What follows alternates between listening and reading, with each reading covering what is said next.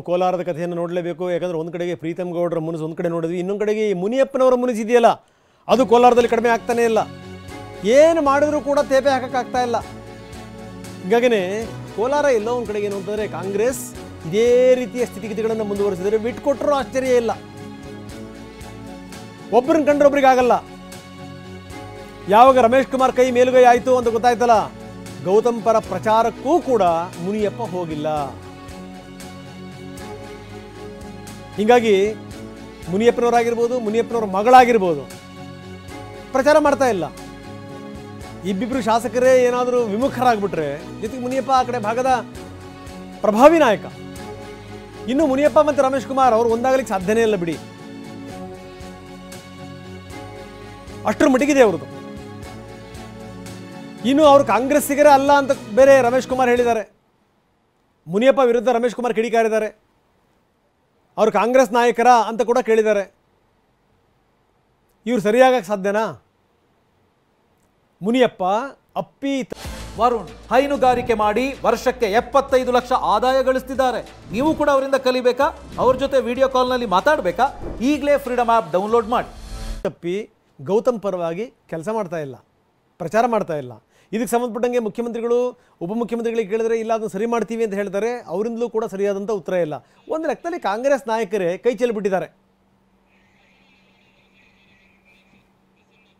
ಬನ್ನಿ, ನಮ್ಮ ಪ್ರತಿನಿಧಿ ಪ್ರಸನ್ನ ಈಗ ನಮ್ಮೊಂದಿಗೆ ನೇರ ಸಂಪರ್ಕದಲ್ಲಿದ್ದಾರೆ. ಪ್ರಸನ್ನ, ಏನು ನಡೀತಾ ಇದೆ ಕೋಲಾರದಲ್ಲಿ? ಯಾಕಂದರೆ ಇಷ್ಟೆಲ್ಲ ಆದಮೇಲೂ ಕೂಡ ಮುನಿಯಪ್ಪ ಹೇಳಿದ್ರು ನಾನು ಪಕ್ಷದ ಶಿಸ್ತಿನ ಸಿಪಾಯಿ, ನಾನು ಯಾರಿಗೇನು ಕೆಲಸ ಕೊಟ್ಟರು ಕೂಡ ನಾನು ಮಾಡ್ತೀನಿ, ಯಾರು ಪರವಾಗಿ ಕೊಟ್ಟರು ಸರಿ, ನಾನು ನಳಿನ್ ಕೊಡಬೇಕು ಅಂತ ಇತ್ತು, ಚಿಕ್ಕ ಪೆದ್ದಣ್ಣಗೆ ಆಗಲಿಲ್ಲ, ಸರಿ ನೀವು ಯಾರು ಹೇಳ್ತೀರೋ ಅವರು ಅಂತ. ಗೌತಮ್ ಅನ್ನುವಂಥ ಹೆಸರು ಘೋಷಣೆ ಆದ ತಕ್ಷಣ ಮುನಿಯಪ್ಪನವರ ಮುನಿಸು ಇನ್ನಷ್ಟು ಜಾಸ್ತಿ ಆಗಿದೆ. ರಮೇಶ್ ಕುಮಾರ್ ಪರವಾಗಿರುವಂಥವ್ರು, ರಮೇಶ್ ಕುಮಾರ್ ಅವರಿಗೆ ಬೆಂಬಲ ವ್ಯಕ್ತಪಡಿಸಿರುವಂಥವ್ರು, ನಾನು ಯಾಕೆ ಅವ್ರ ಪರವಾಗಿ ಕೆಲಸ ಮಾಡಬೇಕು ಅಂತ ಇವರು ಹೋಗಿಲ್ಲ, ಇವ್ರ ಮಗಳೂ ಕೂಡ ಪ್ರಚಾರ ಕಾರ್ಯದಲ್ಲಿ ಪಾಲ್ಗೊಳ್ತಾ ಇಲ್ಲ. ಹೀಗಾಗಿ ಏನು ಅಂದರೆ ಕಾಂಗ್ರೆಸ್ ನಾಯಕರು ಕೂಡ ಎಲ್ಲೋ ಒಂದು ಕಡೆಗೆ ಕೈ ಚೆಲ್ಲಿಬಿಟ್ಟಿದ್ದಾರೆ ಅಂತ ಅನ್ನಿಸ್ತಾ ಇದೆ.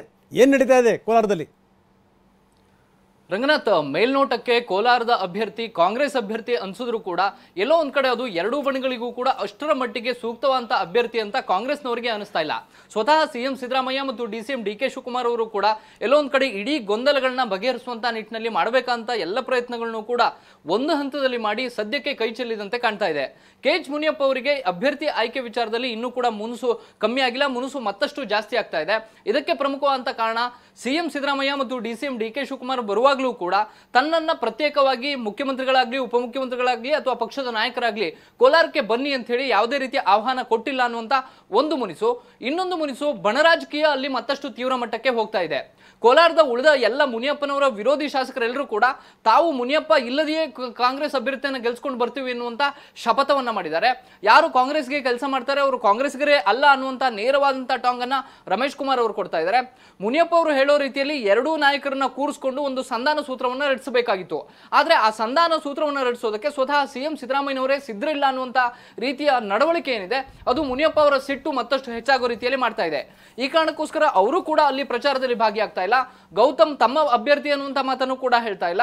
ಜೊತೆಗೆ ಅವರ ಪುತ್ರಿ ರೂಪಾ ಶಶಿಧರ್ ಕೂಡ ಕೆಜಿಎಫ್ ನ ಶಾಸಕೀಯ ಆಗಿ ಸಿಎಂ ಬಂದಂತ ಸಂದರ್ಭದಲ್ಲಿ ಅಲ್ಲಿ ಹಾಜರಿರಬೇಕಾಗಿತ್ತು, ಅವರು ಕೂಡ ಹಾಜರಿಲ್ಲ. ಉಳಿದಂತ ಪ್ರತ್ಯೇಕವಾದಂತಹ ಪ್ರಚಾರ ಕಾರ್ಯಕ್ರಮಗಳಲ್ಲೂ ಕೂಡ ರೂಪಾ ಶಶಿಧರ್ ಭಾಗಿಯಾಗ್ತಾ ಇಲ್ಲ. ಮುನಿಯಪ್ಪ ಅವರು ಈಗ ಒಂದು ಮಾತನ್ನ ಹೇಳ್ತಾ ಇದ್ರೆ, ನಾನು ಚಿಕ್ಕಬಳ್ಳಾಪುರದ ಕಾಂಗ್ರೆಸ್ನ ಗೆಲುವಿಗೆ ಕೆಲಸ ಮಾಡ್ತೀನಿ ಅನ್ನುವಂತ ಮಾತನ್ನ ಹೇಳ್ತಾ ಇದ್ರು ಕೂಡ ಎಲ್ಲೋ ಒಂದ್ ಕಡೆ ಮುನಿಯಪ್ಪ ಅವರ ಮುನಿಸು ಕಾಂಗ್ರೆಸ್ಗೆ ಕೋಲಾರದಲ್ಲಿ ದುಬಾರಿ ಆಗುವಂತ ಲಕ್ಷಣಗಳೇ ಕಂಡು ಬರ್ತಾ ಇದಾವೆ. ರಂಗನಾಥ್, ಓಕೆ, ಧನ್ಯವಾದ ಪ್ರಸನ್ನ ತಮ್ಮೆಲ್ಲ ಮಾಹಿತಿಗೆ. ಇನ್ನು ಇದೆಲ್ಲದರ ಜೊತೆಗೆ ತುಮಕೂರಿನಲ್ಲಿ ಮಾಧುಸ್ವಾಮಿ ಅವರ ಈ ಕೋಪ ಇದೆಯಲ್ಲ, ಅದು ಮಾಧುಸ್ವಾಮಿ ಬೇರೆ ಕಡೆ ಓಡಾಡ್ತೀನಿ, ಆದರೆ ನಾನು ಸೋಮಣ್ಣವ್ರ ಪರವಾಗಿ ಮಾತ್ರ ನಾನು ಮತ ಕೇಳಲ್ಲ ಅನ್ನುವಂಥ ಮಾತನ್ನು ಹೇಳಿದರು. ಈಗ ಇನ್ನೊಂದು ಸ್ಟೇಟ್ಮೆಂಟ್ ಕೊಟ್ಟಿದ್ದಾರೆ, ಮುದ್ದಹನುಮೇಗೌಡರು ನನ್ನ ಸ್ನೇಹಿತರು ಅನ್ನುವಂಥ ಮಾತನ್ನು ಹೇಳಿದ್ದಾರೆ. ಮುದ್ದಹನುಮೇಗೌಡರು ನಿನ್ನೆ ಮಾಧುಸ್ವಾಮಿ ಅವರನ್ನು ಭೇಟಿ ಮಾಡಿದರು. ನೋಡಿ, ಹಿಂಗೆ ಮಾಧುಸ್ವಾಮಿ ನಿವಾಸದಲ್ಲಿ ಹಳೆಯ ಸ್ನೇಹಿತರು ಕೂತ್ಕೊಂಡು ಚರ್ಚೆ ಮಾಡಿದ್ರು. ಅದಾದ್ಮೇಲೆ ದಯವಿಟ್ಟು ನೀವು ನಮಗೆ ಬೆಂಬಲ ಕೊಡಿ ಅನ್ನುವಂಥ ಮಾತನ್ನು ಕೂಡ ಕೇಳಿದರು ಮಾಧುಸ್ವಾಮಿ ಅವರಿಗೆ. ಯಾಕಂದರೆ ಹೇಳಿ ಕೇಳಿ ಗೊತ್ತಿದೆ, ಸೋಮಣ್ಣವ್ರ ಪರವಾಗಿ ಅಪ್ಪಿ ತಪ್ಪಿ ಮಾಧುಸ್ವಾಮಿ ಪ್ರಚಾರಕ್ಕೆ ಬಂದಿಲ್ಲ, ಬರುವಂಥ ಲಕ್ಷಣಗಳು ಕೂಡ ಇಲ್ಲ. ಇಂಥ ಸಂದರ್ಭದಲ್ಲಿ ಹಳೆಯ ಸ್ನೇಹಿತರು ಭೇಟಿಯಾಗಿ ನಾವು ಬೆಂಬಲ ಕೊಡಿ ಅಂತ ಮನವಿ ಮಾಡಿದರು. ಈ ಸಂದರ್ಭದಲ್ಲಿ ಅವರು ಹೇಳಿದ್ದೇನು ಅಂತಂದರೆ, ಭಾಳ ನನ್ನ ಆತ್ಮೀಯರು ಮುದ್ದಹನುಮೇಗೌಡರು ಅನ್ನುವಂಥ ಮಾತನ್ನು ಹೇಳಿದರು ಮಾಧುಸ್ವಾಮಿಗಳು. ಏನಿದ್ರ ಅರ್ಥ? ಯಾಕಂದರೆ ಈ ನೊಳಂಬಲಿಂಗಾಯತರೇನಿದಾರಲ್ಲ ಅವರು ಮಾಧುಸ್ವಾಮಿ ಹಿಡಿತದಲ್ಲಿದ್ದಾರೆ. ಹೀಗಾಗಿ ಗುಬ್ಬಿ ಚಿಕ್ಕನಾಯಕನಹಳ್ಳಿ ತುರುವೇಕೆರೆ ಇಲ್ಲೆಲ್ಲ ಒಂದಷ್ಟು ಅವರ ಪ್ರಭಾವ ನಡೆಯುತ್ತೆ, ಡೌಟೇ ಇಲ್ಲ.